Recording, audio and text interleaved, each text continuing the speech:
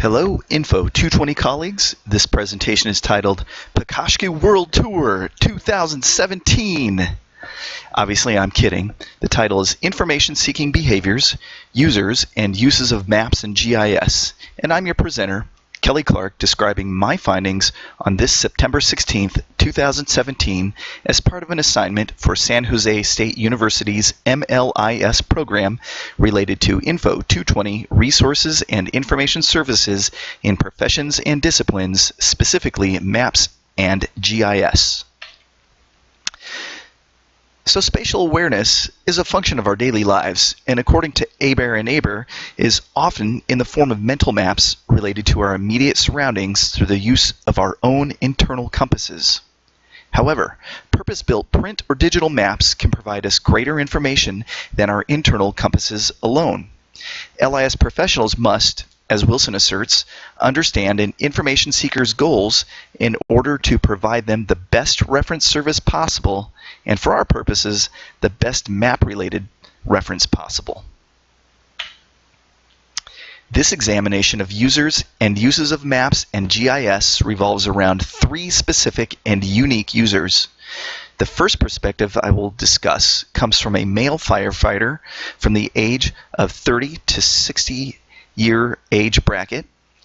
The second perspective I will relay comes from a male Air Force Lieutenant Colonel whose specific occupation is Air Battle Manager, and he is also in the 30 to 60 year age range. And for full disclosure, the Lieutenant Colonel is a personal friend and former colleague with whom I flew numerous missions during my previous career. Finally, the third perspective for discussion is from a female draftsperson employed by a nearby county assessor's office. Her age range is also in the 30 to 60 year bracket, and each of these interviews was conducted face-to-face. When interviewing the firefighter, he relayed that his station uses Google Maps from personal smartphones to navigate to scenes when they respond to emergency calls. However, when conducting their business at a structure within their district, they have taken to using rudimentary, homemade, and printed maps drawn in Microsoft PowerPoint. This slide depicts an example that I created based on what the firefighter presented to me. Their maps, while rudimentary, included a north arrow, street names, and basic building layouts. They also included themes which are very important for firefighters, such as the location of fire hydrants, water lines, electrical lines, gas lines, and chemical or combustible hazards. Throughout the Lieutenant Colonel's career, he has been exposed to many different print and digital map types. One in particular is the Escape and Evasion Chart, also known as the EVC. The EVC is used by downed aircrew members for evasive land navigation. The maps are in 1 to 250,000 scale, printed on waterproof, tear-resistant paper, are in a topographic format, and use the latitude and longitude grid system.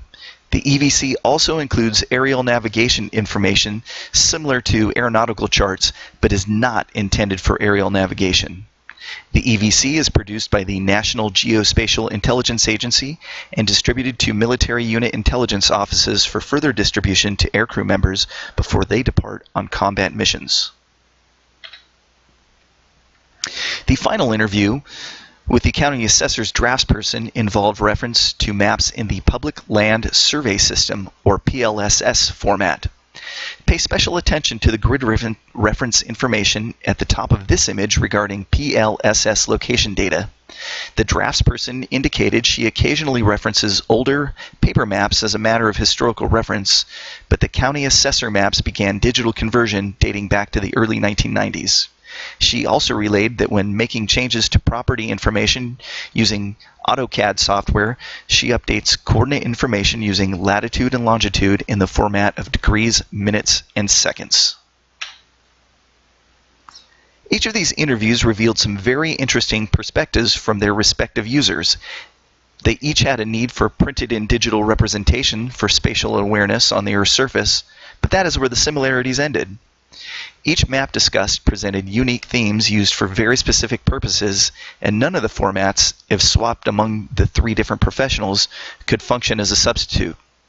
For example, a firefighter would have a limited use or no use for an evasion chart.